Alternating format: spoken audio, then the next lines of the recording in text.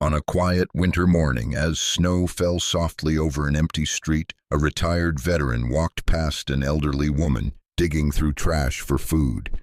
He didn't stop. He had learned the hard way that stopping too often could break a person.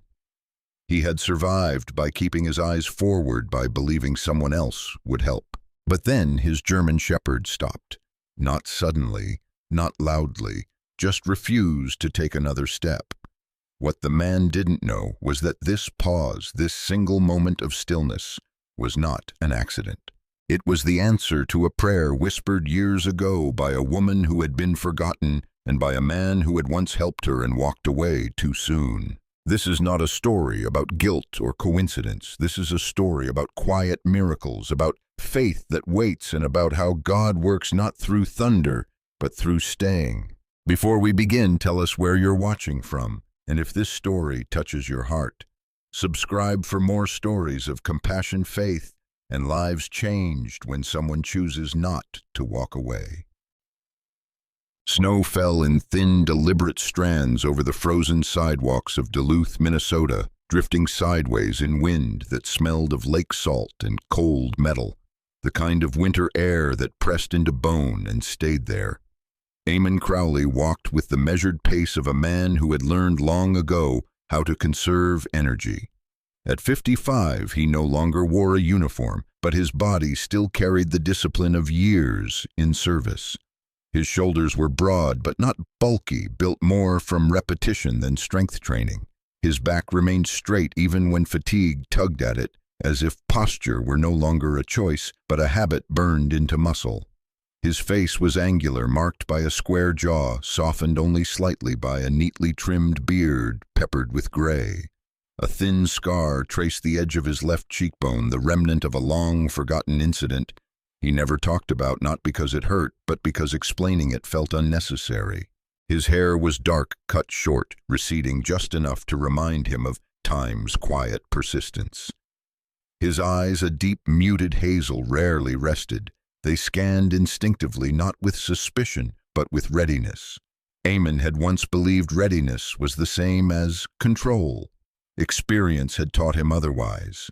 Beside him moved Sable, a 5-year-old German shepherd, with a black and tan coat darkened along the spine like brushed ink.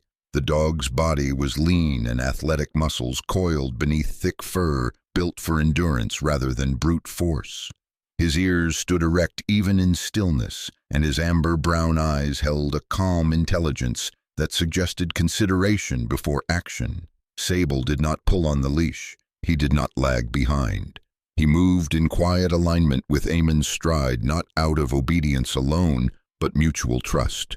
This was not a dog that reacted impulsively. He observed. He assessed. And when he acted, he did so with intention. Eamon trusted Sable more than he trusted most people. That trust had been earned over years of night patrols, welfare checks, and quiet interventions that never made headlines. After leaving formal service, Eamon had taken a role supporting community safety initiatives in northern Minnesota, a position that required presence rather than authority. He learned quickly that most crises didn't announce themselves. They existed in shadows, in forgotten corners, in people the world learned to step around. Tonight had been uneventful, too uneventful perhaps. Eamon preferred it that way. Quiet nights left less residue behind, fewer memories that followed him home. He and Sable had just finished a late check near the waterfront, ensuring no one was sleeping too close to the ice as temperatures dropped further. The city felt hollow at this hour, storefronts, shuttered streetlights flickering unevenly, their glow stretching thin across snow-dusted pavement. They turned onto a side street near the old bus depot, a place long past its prime. The building stood hunched and weathered brick, darkened by decades of freeze and thaw. The air felt heavier here, carrying the faint odor of rust, stale exhaust, and something sour beneath it all, the smell of neglect. That was when Eamon saw her. She stood near a trash bin, half buried in snow, her body wrapped in an oversized coat that had once been gray but now bore the mottled stains of time. She was small, hunched inward, shoulders narrow beneath layers, that failed to provide real warmth. Her hands trembled as she clutched a frayed cloth bag against her chest, fingers stiff and reddened by cold. Wisps of thin white hair escaped from beneath a wool hat pulled low over her brow. Her face was deeply lined, skin weathered and pale with the faint yellow undertone of someone who spent more time outdoors than under lights.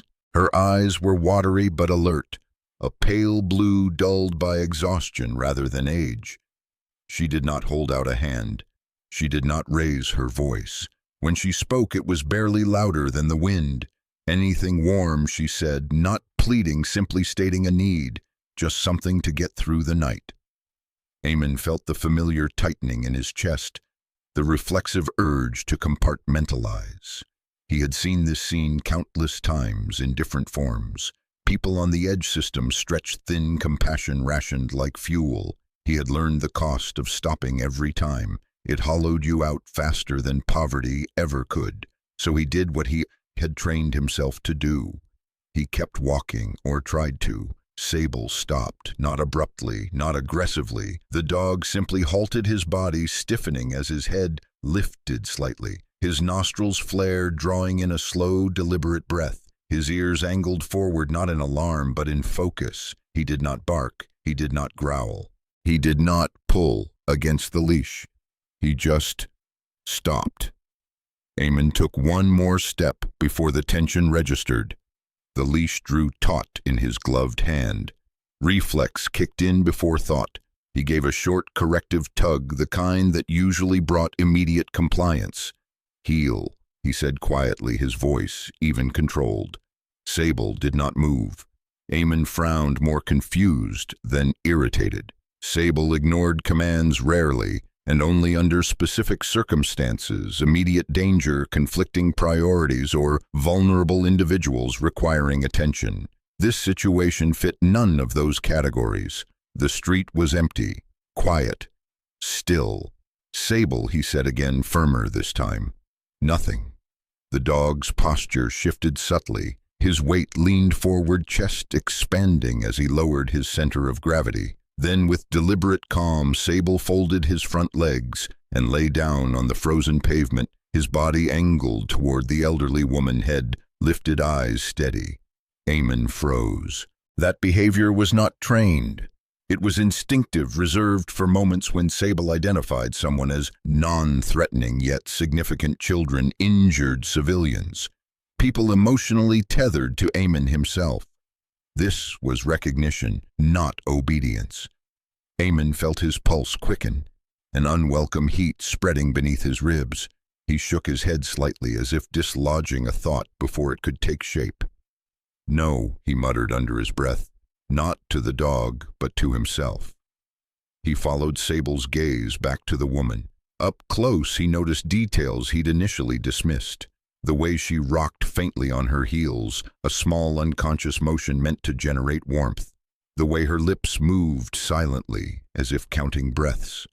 The way her eyes flicked to Sable with something like relief, then quickly away, as if relief itself were dangerous. Eamon's training urged him to assess and move on.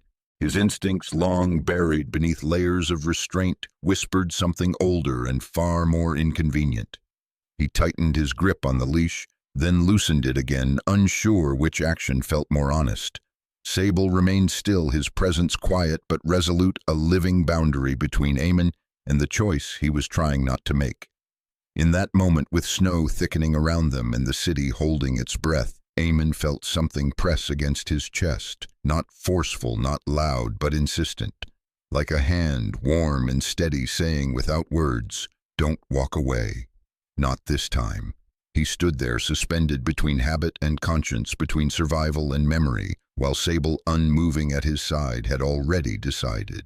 Wind worried the snow into little spirals along the curb as Eamon Crowley stood under a flickering streetlight, his gloved hand wrapped around the leash that had suddenly become heavier than it should have been. Sable lay on the pavement like a solemn oath, ears, forward amber brown eyes fixed on the elderly woman by the trash bin. The woman's coat hung from her shoulders as if it belonged to someone larger and better fed. Her hands, thin, reddened, trembling, clutched a frayed cloth bag tight against her ribs as if it contained more than scraps and survival. Eamon felt the old instinct rise, assess, categorize, move on. He had practiced that skill for years. It kept him functional. It kept him from bleeding inside. But the dog at his feet refused to cooperate with the version of Eamon that survived by not stopping. Eamon exhaled slowly, the breath turning to fog. "Ma'am," he said, keeping his tone low and neutral, the way he spoke to people who startled easily. "There's a warm place nearby. You want to step out of the wind?" The woman's pale blue eyes lifted to him, wary, exhausted, and strangely dignified, like a queen who had been robbed of her crown but not her spine. For a moment she didn't answer. The wind filled the silence with a long, cold hiss. Then she swallowed and said, almost reluctantly, "Warm is expensive."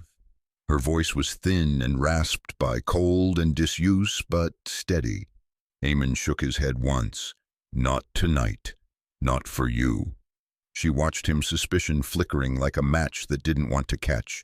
Then her gaze dropped to Sable, who had not moved, who seemed to be offering his body as proof that this was not a trap.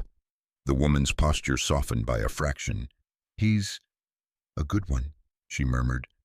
Eamon's mouth twitched, something close to humor, but not quite. "He thinks he's in charge."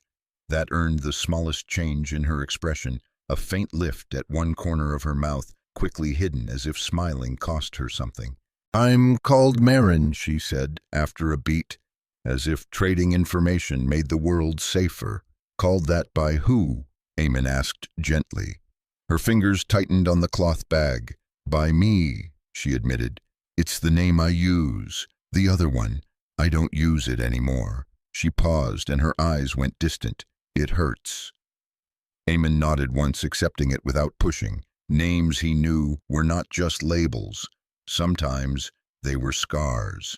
He shifted his stance sideways, giving her space, then loosened his grip on the leash. "Okay, Marin, let's get you warm." Sable rose at once, not rushing, but moving with that quiet, purposeful grace that made him seem older than his 5 years. He stepped close to the woman's side, not pressing, simply present. The woman startled at first, then steadied when Sable stopped and looked up at her, as if waiting for her permission to exist near her. She didn't reach for him yet, but she didn't step away either. That Eamon realized was already a kind of trust. They walked slowly, Eamon matching her pace without comment, the leash forming a loose triangle between them. The night street was mostly empty, but every passing car made Marin's shoulders tense, as if sound itself might strike. Eamon noticed the way she kept her back to walls when possible, the way her eyes tracked exits instinctively. Those were survival habits, the kind people built when the world had proven it would not catch them if they fell. He recognized them because he wore his own version of them in his bones. The diner sat near the old rail line, a narrow brick building with a neon sign that buzzed faintly in the cold Voss diner. Warmth spilled through the windows in amber rectangles, and for a second Eamon's body remembered what it was like to step into light without having to earn it. Inside, the air smelled of coffee, frying onions, and something sweet cinnamon, maybe like a memory trying to be kind. A bell above the door chimed as they entered. The diner was nearly empty, a single man hunched over a mug in a corner booth, and a waitress wiping down a counter with steady, practiced movements. She looked up at the sound of the bell and immediately assessed the situation without theatrics. This woman was in her late 40s, solidly built, with broad shoulders and strong forearms that suggested a lifetime of lifting heavy things, pots, boxes, burdens without complaint. Her dark hair was thick and curly, pulled into a messy bun that refused to be tamed. Her skin was weathered by steam and long nights, a warm tan with some faint lines around the eyes that came from squinting at the world and choosing to keep going anyway. She wore no makeup, no jewelry except a plain band on one finger, and her eyes, brown, sharp kind, held the sort of attention that noticed everything without making people feel naked. She had the look of someone who had seen pain come in through the front door and decided to feed it instead of asking questions first. Her name tag read, "Aha." Eamon tipped his head slightly in greeting. "Evening." Etta's gaze flicked to Merrin, then to Sable, then back to Eamon. "Cold one," she said, voice low, not bright, not pitying. "Looks like it." Eamon guided Merrin toward a booth along the wall where she could sit with her back protected, then clipped the leash shorter so Sable could lie down at her feet. Sable did so immediately, curling near her legs, like a living heater. Merrin hesitated, then sat, shoulders still tense. Her hands hovered above the table as if she wasn't sure she was allowed to touch anything clean. Eamon remained standing until she settled, then slid into the opposite side of the booth. 2 coffees, he told Etta, and whatever's hot. Etta didn't ask for payment. She didn't say the words charity or free. She just nodded once, as if deciding something privately. "Soup's on," she said, "and bread." Merrin's chin lifted slightly, pride flaring. "I can—" Etta held up a hand, gentle but firm, the gesture of someone who had ended arguments before they began. "Honey, I don't argue with Winter," she said. "Eat." The humor was small, but it landed like a blanket. Marine's shoulders dropped a fraction, not in relaxation exactly, but in surrender to warmth. While Etta worked behind the counter, Eamon studied Merran quietly. Up close, she looked older than 70, in the way hardship ages the body faster than time does. Her cheekbones were sharp beneath thin skin. Her lips were cracked. A bruise yellowing at the edges marked the inside of one wrist, and Eamon wondered how often she bumped into the world without anyone noticing. Yet her eyes still carried a stubborn intelligence. She did not look lost in delusion. She looked tired of being ignored. Eamon's mind reached for protocols, offer resources, contact, outreach, document interaction, then stopped. This wasn't a checklist moment. This was a human moment, and he had never been trained properly for those. Etta returned with 2 steaming mugs and set them down without clatter. Then she placed a bowl of soup in front of Merrin, thick and pale with potatoes and cream, and a basket with bread that still looked warm. The scent made Merrin's throat bob. She held her hands around the bowl like she was afraid it might vanish. She took a cautious spoonful, then another. The change was subtle, but undeniable color rose in her cheeks, and her breathing slowed. Sable watched her eat with quiet satisfaction, then rested his chin near her boot as if guarding her from hunger itself. Eamon lifted his coffee and took a sip. Bitter, strong, honest. He waited a moment before speaking. "How long have you been out there?" he asked, not accusing, not prying, simply offering space for truth. Merran stared into the soup as if it might answer for her. "A while," she said finally, "long enough that days stop having names." She glanced up, then down again. "I had a home once. I had people." The word people came out careful, like it carried weight. Eamon's jaw tightened. He didn't interrupt. Silence, he had learned, often invited what questions chased away. Merrin continued in small pieces, as if telling the story all at once would break her. She spoke of illness her own, and then a sickness that moved through the family like rot. She spoke of hospital smells, of paperwork, of phone calls that stopped being answered. She didn't paint her children as monsters. She painted them as frightened, selfish, overwhelmed, human in the worst way. "They said they'd come back," she said softly. "They said it so many times I almost believed it became true." Her laugh was dry, humorless. Then winter came, and so did the quiet. Eamon felt something twist in his chest, a bitter kind of amusement at the cruelty of it. The world could be brutal, and it rarely needed villains to do it. "You've been getting food?" how he asked. Merrin's gaze flicked toward the bread basket, then away. "I ask, I find, I stretch." The last word was almost a whisper. Some days people give, some days they don't. "I learned where the warm vents are. I learned which alleys aren't watched." Her eyes hardened slightly. "I learned not to look like I'm asking too hard. Folks don't like that." Eamon's fingers tightened around his mug. He thought of all the times he'd walked past a person like this because stopping felt like drowning. He had called it practicality. He had called it boundaries. In truth, it had been fear that if he opened the door to suffering, he'd never close it again. Sable shifted under the table, pressing closer to Marin's legs, as if answering Eamon's thoughts with a silent rebuke. Not stopping doesn't erase them. It only erases you. Eamon cleared his throat. I can take you to a shelter, he said. There are warming centers. Marin's eyes sharpened. Shelters have rules, she said flatly. Rules have people. People have hands. She didn't elaborate, but her shoulders tightened as if her body remembered things her mouth refused to name. Yamin nodded slowly, understanding more than he wanted to. He did not press. Okay, he said. No shelter tonight, just warmth, just food. For a moment they sat like that, two survivors, measuring the distance between safety and risk. Then Marin's gaze drifted to Eamon's hands. Even in gloves, his left hand moved with a slightly different economy, as if an old injury lived beneath the skin. She stared at it a long beat, eyes narrowing.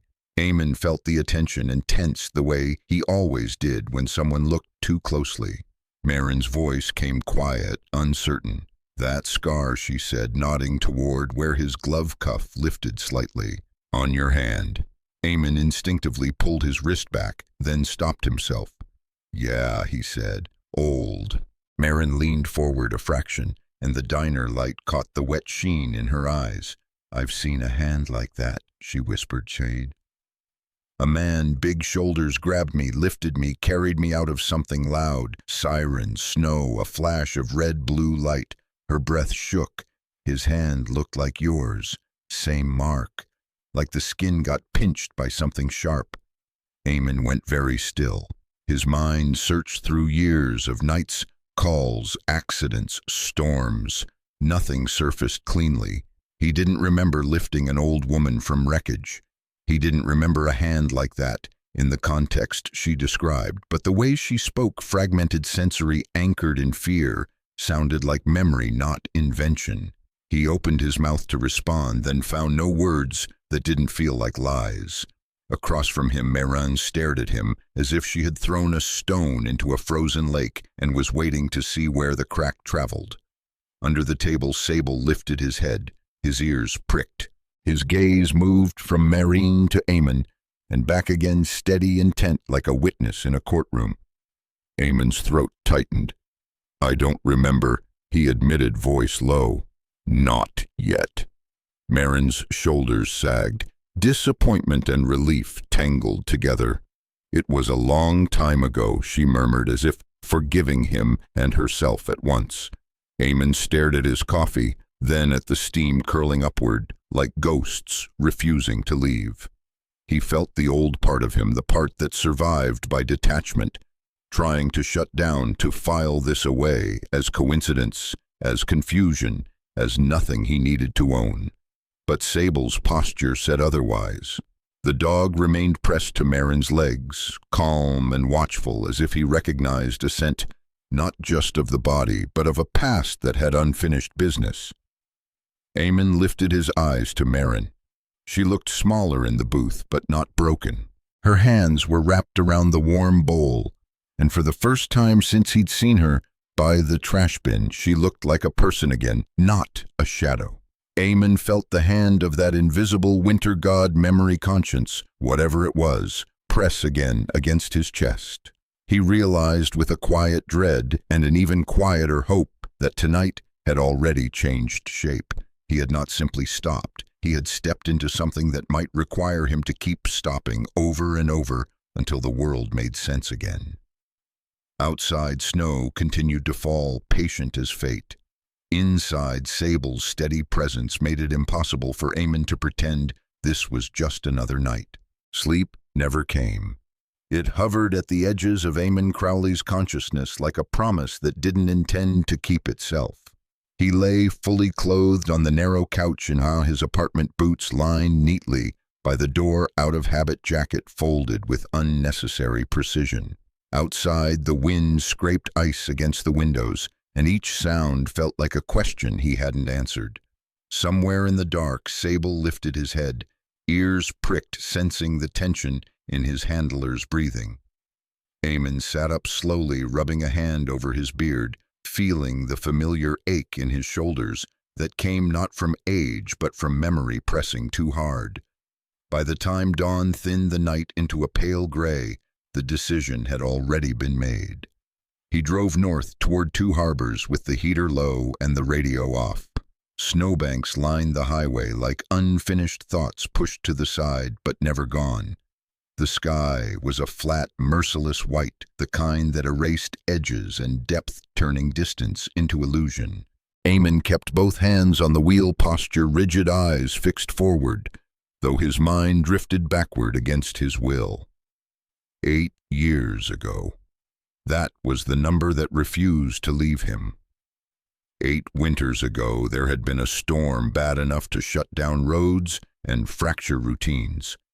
He remembered flashes rather than sequences, red and blue lights, smeared by falling snow, voices shouting over wind, the sharp smell of fuel and antifreeze, the weight of a body leaning too heavily against his arm. He remembered his hands closing around someone else's wrists to keep them upright. He did not remember her face. That absence bothered him now more than any detail he could recall. Two Harbors emerged slowly, a small town pressed against Lake Superior like it was bracing itself. The county records building sat back from the road, squat and functional concrete walls stained by decades of weather. It was not designed to welcome people. It was designed to store what the living preferred not to carry. Eamon parked, leaving Sable in the truck with the windows cracked and a blanket over the seat. The dog watched him go with steady eyes, not anxious but attentive, as if this errand mattered in ways Eamon had not yet named. Inside, the building smelled of old paper and disinfectant. The fluorescent lights hummed faintly overhead, casting everything in a colorless wash. A man stood behind the front desk, sorting files with methodical slowness. He was tall but slightly stooped, as if years of leaning over records had bent him forward.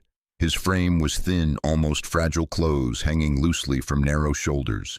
His hair was sparse and pale, combed carefully to hide how much had already retreated. Wire-rimmed glasses perched low on his nose, magnifying eyes that looked perpetually tired but sharp.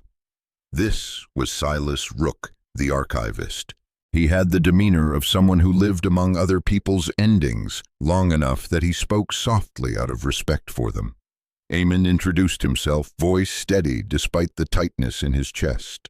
Silas listened without interruption, nodding once when Eamon mentioned the storm 8 years ago. "We keep incident reports by date and location," Silas said, his voice even unhurried like a metronome.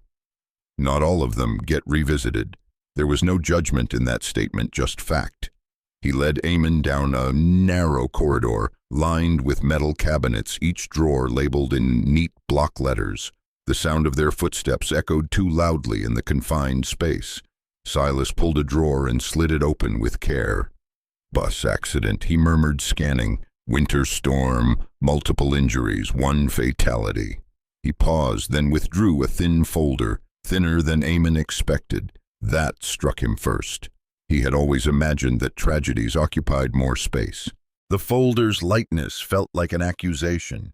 Silas placed it on a small table and stepped back, giving Eamon room without asking why. Eamon opened the file slowly.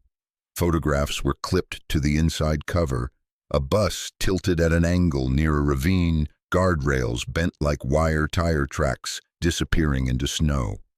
He turned the pages with deliberate care, as if rough handling might disturb the truth inside. Names, ages, conditions, then a line item that made his breath hitch. Female approx, 60 plus, no identification recovered, removed from scene alive. Subsequent contact with family none documented. Below that, nearly missed, was another note. Personal item recovered, cloth bracelet or textile strip, initials LW embroidered. Item disposition not retained. Eamon closed his eyes. The ache in his chest sharpened into something like clarity. 8 years ago he had helped save a life. He had assumed that meant the story ended there. But stories, he was learning, did not end just because someone stopped telling them. He asked Silas quietly, why wasn't there follow-up?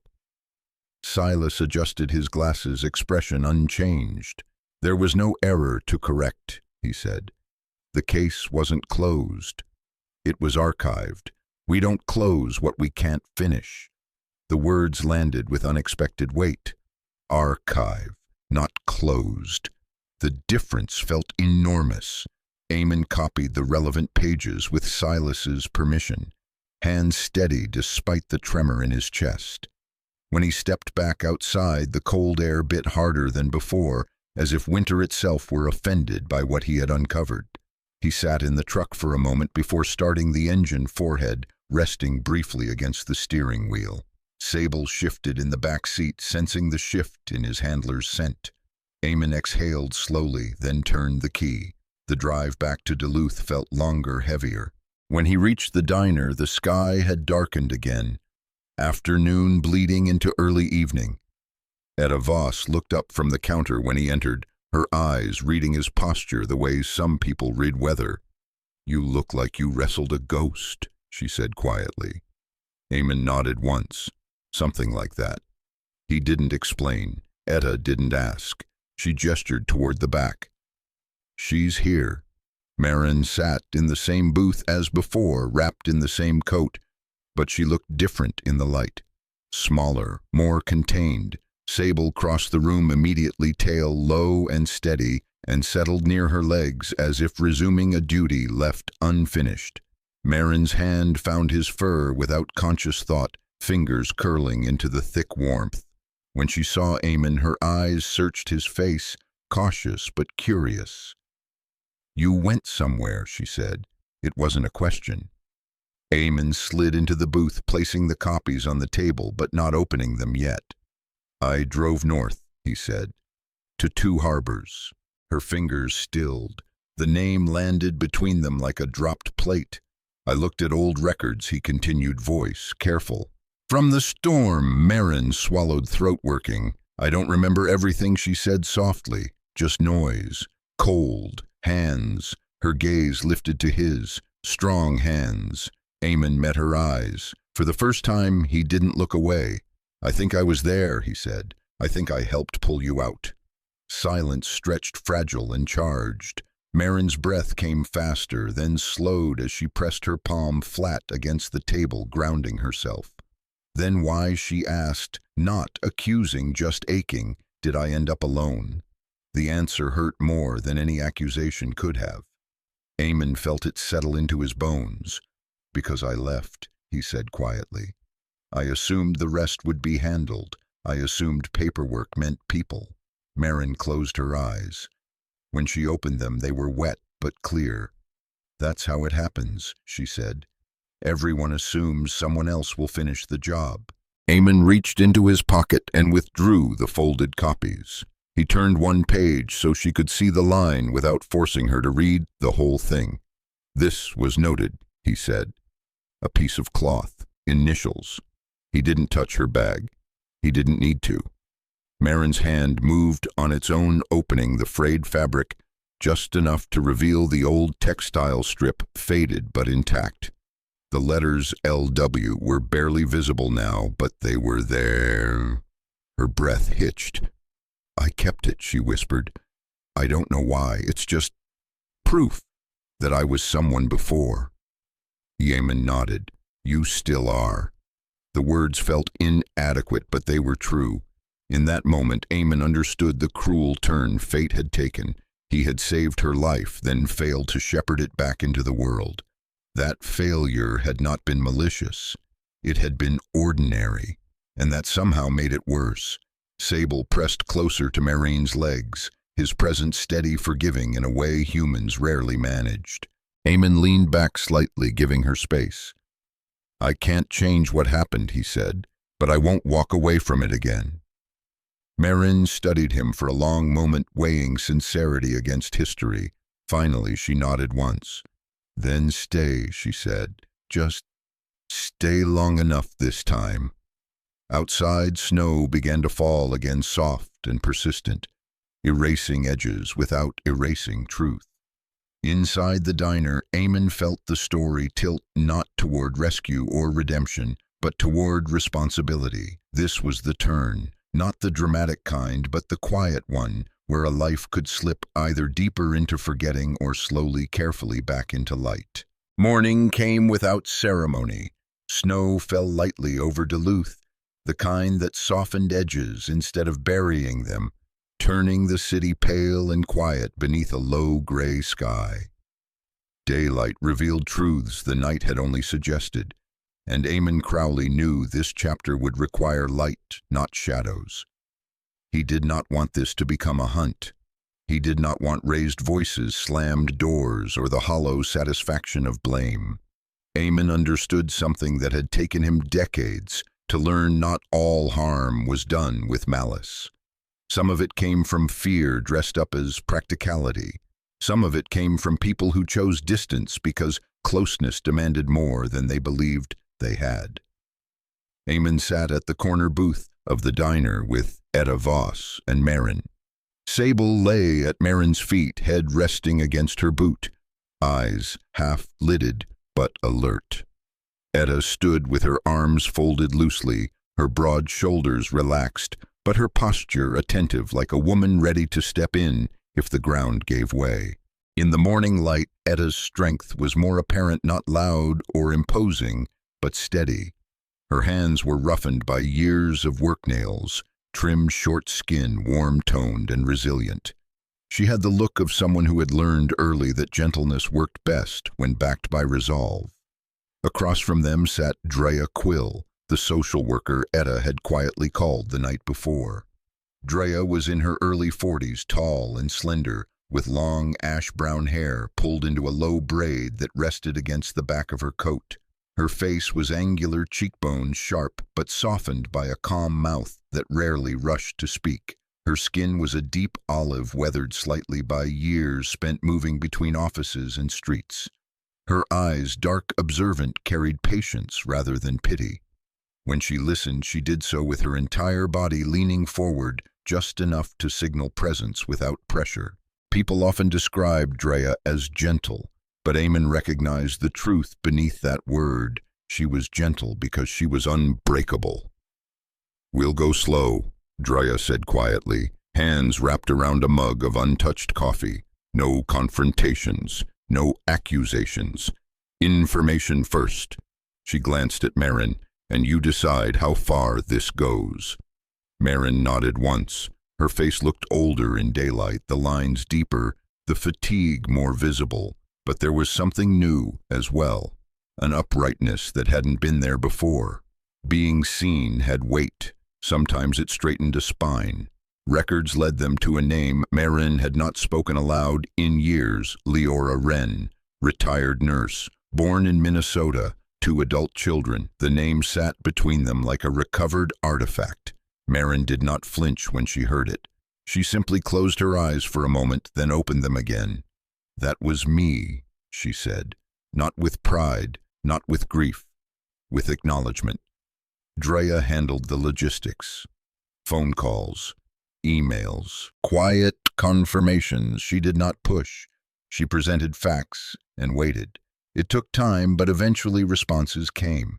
Not from strangers, from people who knew exactly who Leora Wren was and had chosen over years not to look too closely at where she'd gone. The meeting took place in a modest community office on the edge of town, chosen deliberately. Neutral ground, large windows, a table without barriers. Snow drifted past the glass in thin white lines, daylight muted but present. Eamon arrived early with Marin. He helped her out of his truck without hovering, letting her set the pace. Sable stayed close, his leash slack, his body angled protectively but not possessively. When they entered the room, Marin paused, fingers brushing the fabric strip with the faded initials hidden inside her coat pocket. Eamon noticed. He said nothing. The first to arrive was Callan Wren, her eldest child. He was in his early 40s, tall and lean, with a narrow face and deep-set eyes that looked perpetually tired.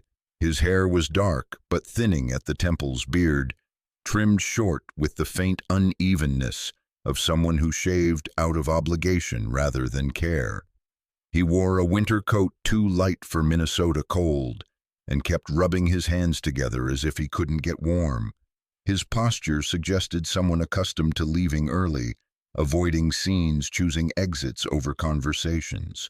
Years ago, responsibility had frightened him, and that fear had never loosened its grip.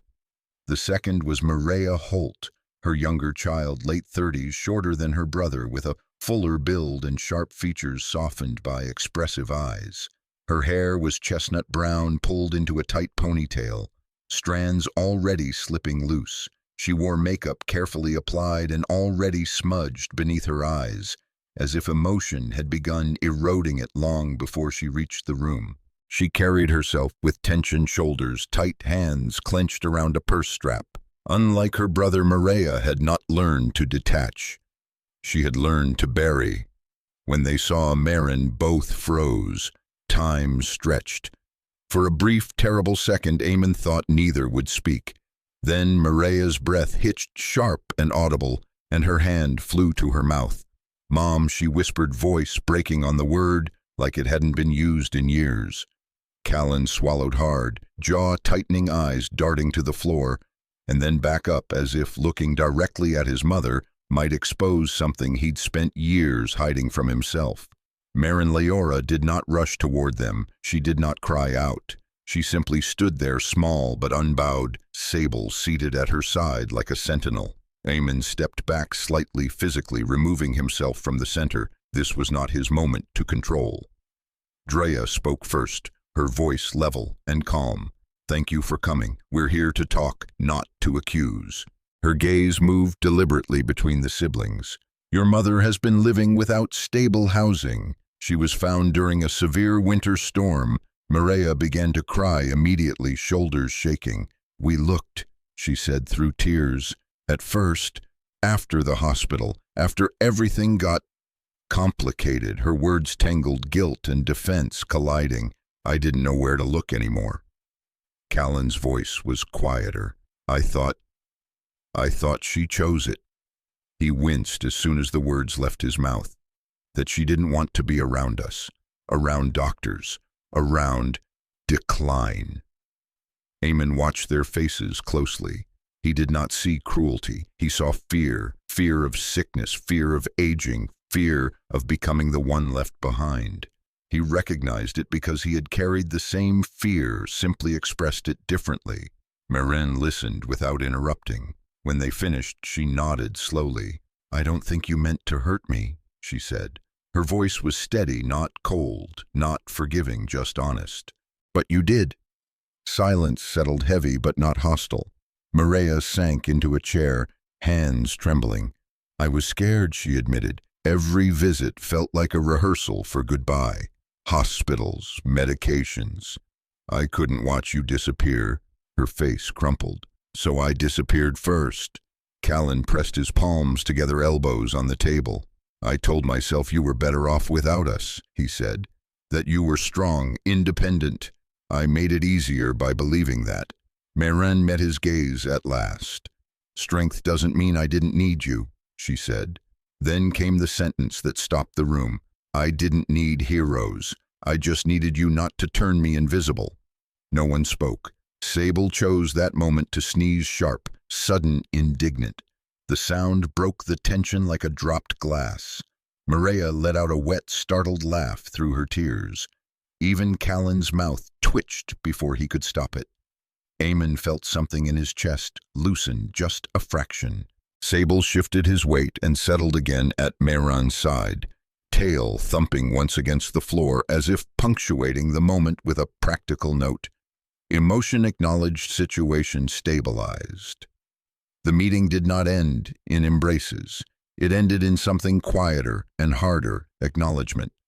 Plans were discussed carefully: medical care, housing support, boundaries. Marin was clear. "I won't live with either of you," she said. "Not yet, maybe not ever." She looked at them steadily. "But I will allow you to be part of my life again, if you can do that without pretending the past didn't happen." They agreed, uneasily, earnestly. Weakness, Eamon observed, did not mean absence of love. It meant love that had never learned how to stand. When they left the building, snow had begun to fall a little harder, flakes catching in Marin's thin hair and on Sable's dark coat. Eamon walked beside her, not guiding, not leading, simply there. She exhaled slowly. "That was heavier than the cold," she said. Eamon nodded, but lighter than silence. She glanced down at Sable, then up at Eamon. "Thank you for not turning this into a fight." Eamon's jaw tightened. "I've fought enough things that didn't need it."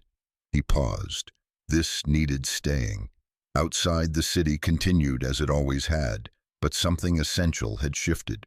Marin was no longer lost between paperwork and memory. She had been seen, heard, and weakness, hers, theirs, had been named without cruelty. Sable walked at her side, unbothered by reconciliation, focused only on the practical miracle that his watch had meaning again. The snow that morning did not fall with urgency. It drifted down in small, patient flakes, light enough to settle on bare branches without bending them, quiet enough that the city seemed to breathe differently. Duluth moved at a gentler pace under that kind of sky, as if even the streets understood that some endings were meant to be handled carefully. Nothing returned to the way it had been. There was no sudden restoration, no lost house reclaimed, no apology powerful enough to rewind time. What changed instead was something less visible and far more difficult to measure. Marin's worth was no longer in question, not by others and not by herself. Eamon Crowley stood near the window of Etta Voss's diner, coffee cooling in his hands, watching the snow trace faint lines down the glass. His broad frame looked heavier these days, not with fatigue but with responsibility. He had always carried weight well. Years of service had taught him how. But this was different. This was the weight of staying, the kind that did not allow you to move on once the crisis passed. Behind him, Etta moved through the diner with her usual quiet authority, wiping counters, checking the register, offering small nods to regulars who pretended not to notice that something important had shifted here over the past few weeks.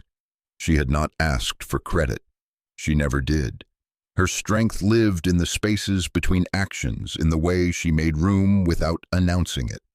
At a corner table sat Drea Quill, her long ash-brown braid draped over one shoulder, a folder open in front of her. She read slowly, pen tapping lightly against her knuckle, as she reviewed intake forms and program outlines. Drea's patience was not passive. It was deliberate, earned through years of watching people heal only when given time instead of pressure. She looked up as Eamon approached. "It's confirmed," she said. "The transitional housing program has a room opening this afternoon." Eamon nodded. Safe Drea met his gaze. Warm, structured, no rushing. Medical oversight if she wants it. Therapy available, not mandatory. She paused. "And she keeps her autonomy." That mattered. Eamon knew it did. He glanced toward the back of the diner where Marin sat bundled in her familiar oversized coat, hands wrapped around a mug as if anchoring herself to its heat. Sable lay at her feet, head resting on his paws, eyes following her movements with quiet devotion. Even after everything, she still looked half expecting someone to tell her to move along. They walked together to the housing facility later that day. The building was modest, a renovated structure with pale siding and a low roofline nestled among bare trees dusted with snow. It did not advertise salvation. It offered shelter. Inside, the air smelled faintly of clean linen and brewed tea. The floors creaked softly, the sound grounding rather than alarming. The coordinator, a woman named Helene Foster, greeted them at the door. Helene was in her early 50s, tall and narrow-shouldered with short, silver blonde hair cut close to her head in a practical style that suggested she valued clarity over ornament. Her skin was fair, lightly freckled, her eyes a calm slate blue that held neither judgment nor surprise. Years working with displaced seniors had carved a steadiness into her manner.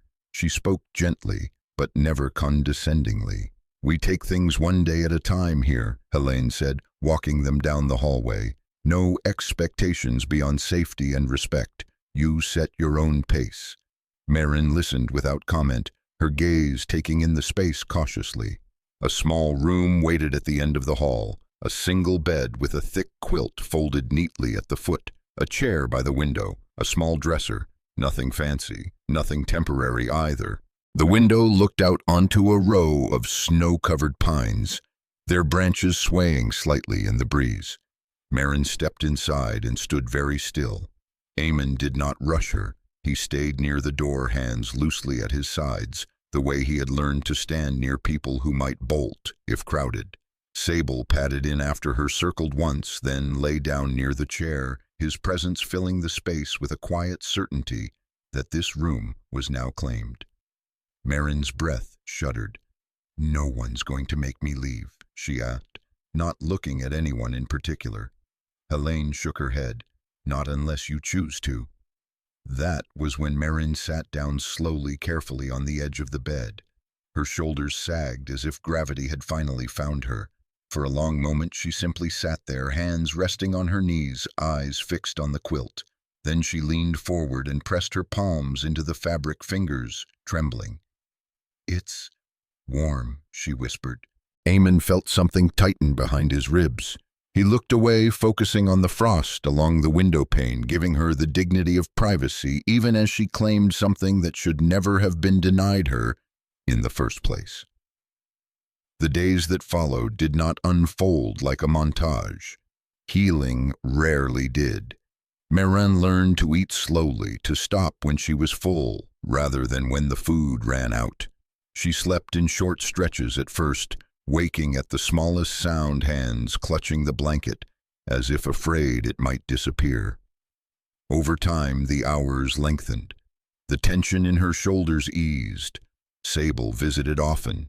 Eamon brought him by every other day at first, then daily, the dog trotting down the hallway as if he had memorized the route. He would press his head against Marin's knee and stay there, unmoving, a living vow. The staff learned quickly that this arrangement was non-negotiable. Animals, Dryia reminded them, were sometimes part of the nervous system now. Eamon changed too. He found himself lingering longer than necessary, fixing a loose hinge on Marin's door, bringing soup from Edda's diner, listening more than he spoke. He had spent most of his life believing that helping meant action, intervention, resolution. This was different. This was presence. It demanded restraint, patience, and a willingness to be uncomfortable. One afternoon, as snow fell lightly again, Marin sat by the window while Eamon stood nearby. "You know," she said quietly, "I used to think being saved meant being carried away from danger." Eamon glanced at her. "What do you think now?" She considered this, eyes tracing the slow fall of snow. "I think it means someone stays long enough that the danger doesn't follow you." He nodded, the truth of it settling into him with a weight both heavy and right. The relationship with her children did not resolve neatly. Callan and Maria visited separately at first, tentative, unsure where they fit in a world that had moved on without them. Boundaries were set. Conversations were awkward.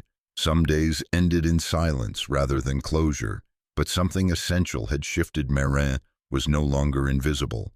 Even when her children failed, she remained anchored in her own worth.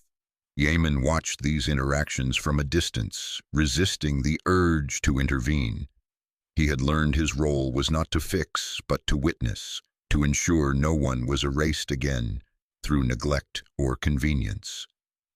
One evening, as twilight settled early and the snow outside glowed faintly under streetlights, Eamon prepared to leave. Marin walked him to the door, Sable at her side. She hesitated, then reached out and touched Eamon's sleeve, a light, tentative contact. "You stayed," she said. Eamon met her gaze. "I'm not done." Her lips curved into a small, genuine smile, the kind that came from relief rather than gratitude. "Good," she replied. "Neither am I." Outside, the snow continued to fall, but now it landed on a roof with lights glowing behind the windows on a place where someone could rest without fear. The cold still existed. The world was still imperfect, but one life had been pulled back from the margins not by heroics, but by endurance. Eamon walked away that night with Sable at his side, the dog's steady pace matching his own.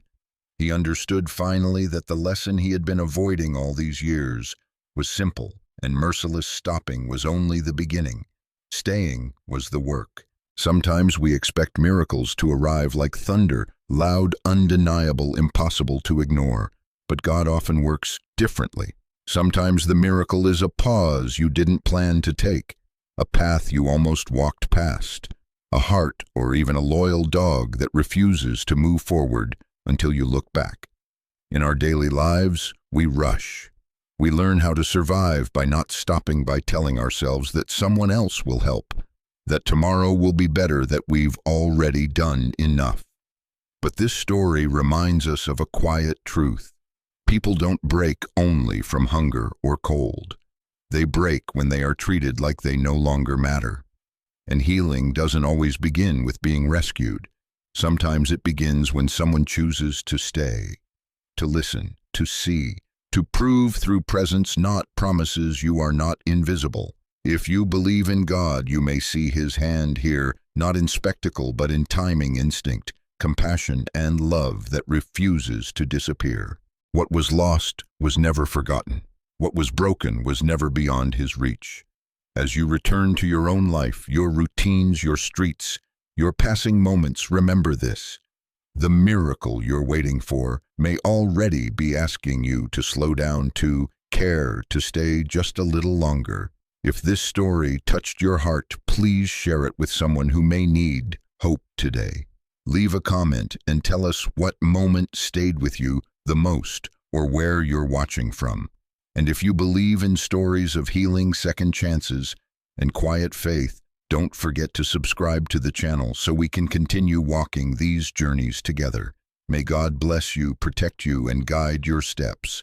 May He soften your heart without hardening your world. And may you never walk past the miracle meant for you or for someone who needs you to stop.